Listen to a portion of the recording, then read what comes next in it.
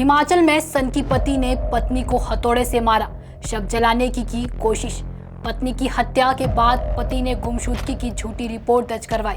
दहेज की खातिर पत्नी की हत्या, आरोपी पति गिरफ्तार। पति ने हत्या के बाद झूठ फैलाया, पुलिस ने सच्चाई का किया खुलासा। हत्या के बाद मासूम बच्ची का भविष्य सवालों के घेरे में। नमस्कार, आप देख रहे हैं KH लाइव हिमाचल। मैं हूं आपके साथ पूजा।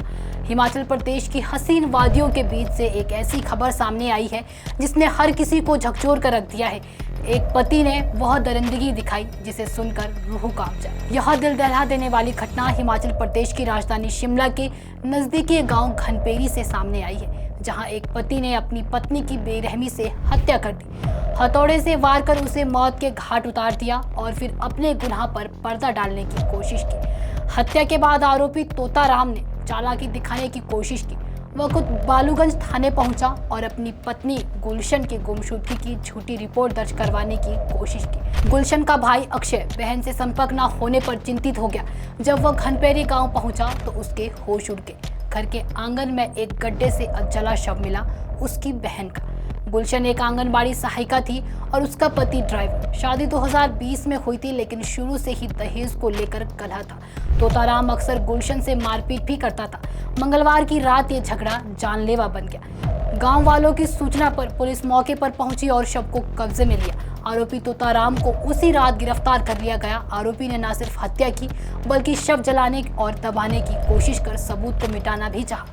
इस निर्मम हत्या का सबसे दर्दनाक पहलू ये है कि अब एक 4 साल की मासूम बच्ची अनाथ हो चुकी है। माँ का प्यार और पिता की छांव दोनों ही उससे छिन गए। गांव के लोगों और पंचायत प्रतिनिधियों ने प्रशासन से गुहार लगाई है कि बच्ची के भविष्य को लेकर कोई ठोस कदम उठाए जाए। जलेल पंचायत से प्रधान अंजना रुहाल। सर, मैं जैसे ही मौके पे गई तो वहाँ पे पहले ही पुलिस वाले शौकी से आए हुए थे। जब स्थानीय लोगों से मैंने पता किया तो वो बोल रहे थे कि यहाँ पे आग की लपटें दिन से थी। 4-5 बजे आग जल चुकी थी वहाँ पे पहले ही। तो जब मैं लोगों से जानबूझ वहाँ पे पूछा तो उन्होंने बताया कि दिन को 2-2:30 बजे वो आंगनबाड़ी में वो हेल्पर थी। तो जैसे ही वो आई तो हमने सबने देखा बोलते उसके आते हुए। उसके बाद उसके पति ने कहा कि मेरी पत्नी गायब है, अभी घर पे नहीं है। तो वहाँ की लोकल जो उसकी चाची लगती है मीरा, उसने कहा कि तू पहले पुलिस कंप्लेंट करके आ जा। उसके बाद फिर वो खुद ही पुलिस कंप्लेंट करने चले गया। सर जी, अगर देखा जाए इससे पहले ये कहाँ रहते थे? सुनने में आ रहा है कि ये 5 वर्ष ही हुआ है इन्हें यहाँ पर आए हुए। इससे पहले सर मुझे तो पता नहीं कहाँ रहता था, पर शादी 2020 में हुई इसकी, तो उसी दौरान यहाँ पे रहता था। एक बच्चा है उनका, 4 साल का बेटा। 2020 में इनकी शादी हुई थी। जी, ये कार्य क्या करते थे? ये सिक्योरिटी गार्ड कभी कहीं करता था सर, इसका कोई पक्का ठिकाना नहीं था। और जो इनकी धर्मपत्नी क्या कार्य करती थी? उनकी पत्नी एक आशा वो थी, हेल्पर जलेल में, आंगनबाड़ी जलेल में सर। और इनका नाम? इसका नाम तोताराम था और उसकी वाइफ का नाम गुलशन करके था सर। जो पंचायत में इसके बारे में कब पता चला?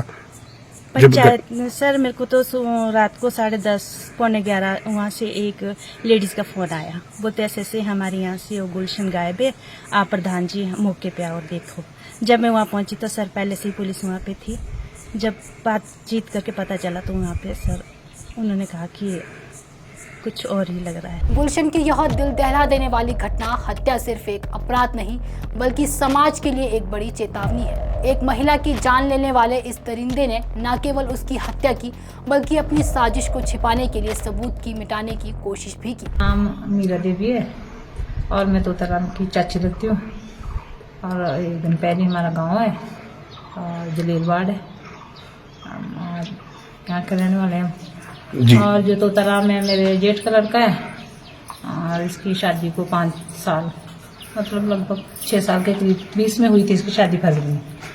अब देखो जी, शाम को इन्होंने मेरे को फ़ोन किया उसकी मदर ने, मतलब जिसको मारा इस लड़के ने, उसकी मदर ने मेरे को फ़ोन किया कोई 8-8:15 के करीब कि दीदी आप ऐसा करो, नीचे जाओ, हमारी लड़की, उसको गुंजन बोलते थे हम यहाँ पे, वैसे उसका नाम गुलशन है, ये उसको देखो नीचे, वो हमारा फोन उठा रही है। वो आज वार हमारे पास मतलब मायके आने वाली थी।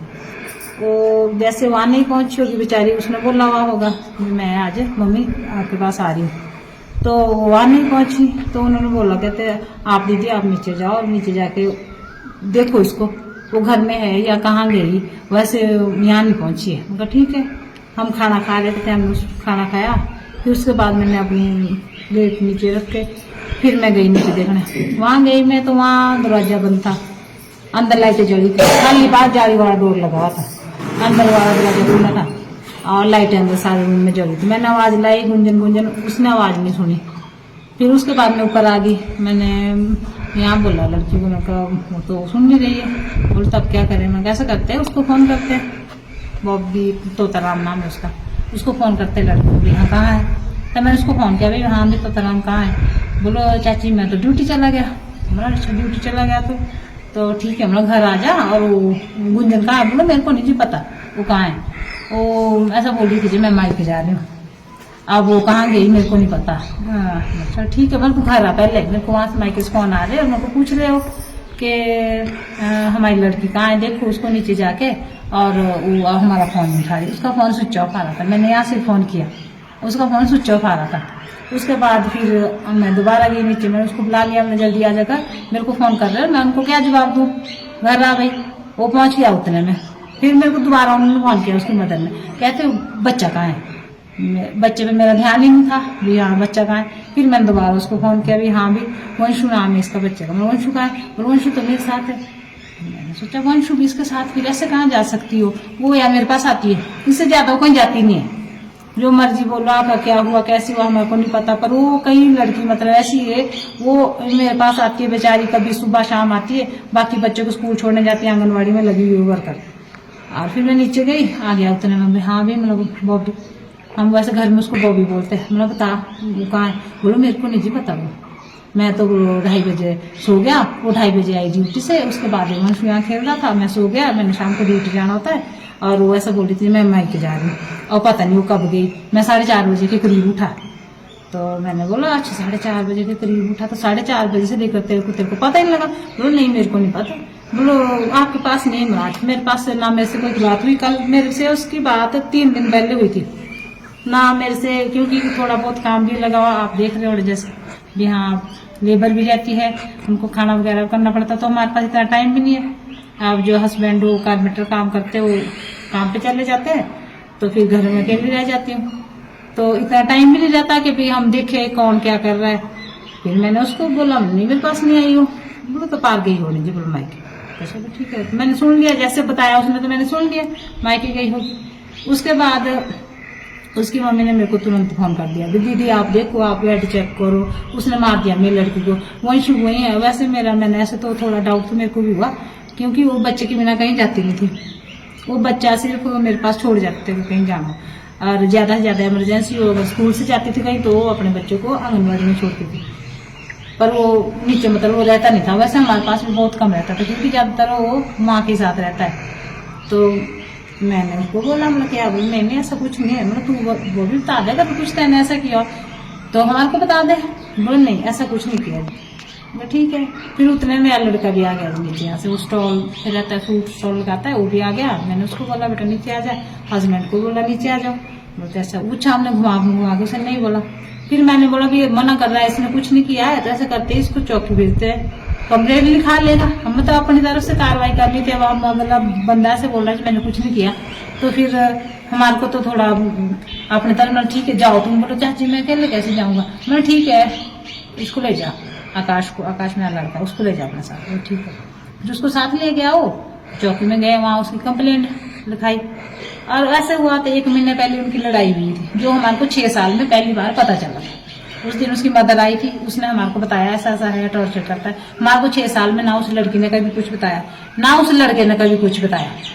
उस 6 साल में पहली बार हमारे को उसकी मदर ने बताया ये टॉर्चर का। मैं देखो जी दीदी, अब 6 साल में आप आज बता रहे हैं हमारे को, आप हमारे को बताते हैं, पहले भी बताते, बीच में टॉर्चर कर रहा है तो हमारे को बताते, तो कम से कम हमारी जानकारी में उसकी बात ही भी ऐसा ऐसा हो रहा है तो हम कुछ करते। उनका ठीक है आप जो करना चाहो। कहते हैं मेरे को इसने मारने की धमकी दी, अपनी सास को मारने की धमकी दी है। हमारे सामने वो बात नहीं हुई, उन्होंने हमारे को बाद में बुलाया, जब लड़ाई के बाद बुलाया करते मारने की धमकी दी। अब दीदी मैं क्या करूँ, मैंने कहा आप दीदी देखो बच्चा आपका है, स्टेप आपको लेना है, आप क्या करना चाहते हैं, आपका बच्चा कल को, अब हम ऊपर रहते वो नीचे रहते हैं, अब रात को हम कहाँ देखेगा कुछ करेगा। दीदी आप देखो आप कंप्लेंट करो, आपने जो करना है आप करो, इसमें हम आपके साथ है। हम आज भी बोलते हैं, हम आज भी उनके साथ है। अब आपने कंप्लेंट कर ली, पुलिस बोले मैंने तो कंप्लेंट लिखाई। फिर उन्होंने उसकी कंप्लेंट करवाई। 1 महीने पहले कंप्लेंट हुई हुई इसकी, शायद 13-14 अप्रैल को कुछ, और 13-14 मई को तो कल उसने कांड कर दिया। इतनी जानकारी थी कि हमारे को। उसके बाद तो चौकी से पुलिस उनके मायके वाले शव कहाँ मिला फिर? शव अब बेटा हमने तो देखा नहीं, पर मतलब वहीं आगे आंगन में वो है कुछ, क्या बोलते उसको, हमारे ऐसे बोलते हैं जिसमें अदरक वगैरह रखते हैं, खाती बोलते हैं, मतलब स्टोर होता है किस्म का, उसमें वो रखते हैं, तो उसमें उसने जलाया जी। अब जो देखा है पुलिस वालों ने देखा है, जो हमने मतलब खुद हमारे को तो जाने नहीं दिया पुलिस वालों ने। कितना प्रतिशत जैसे देखा जाए कितना शरीर जला हुआ था? बेटा ऐसा है क्योंकि हम लोग पुलिस वाले के पीछे थे, अब किसी ने आगे देखा होगा तो हमारे को आगे नहीं जाने दे रहे थे। अब सवाल यह है कि आखिर कब तक महिलाएं घरेलू हिंसा की शिकार बनती रहेगी, कब तक ऐसे दरिंदे खुले में घूमते रहेंगे? अपनी राय भी जो है कमेंट बॉक्स में ज़रूर बताएं। अगर आपको वीडियो पसंद आई हो तो वीडियो को लाइक करें, शेयर करें और हमारे Facebook page KH life Himachal को फॉलो अवश्य करें।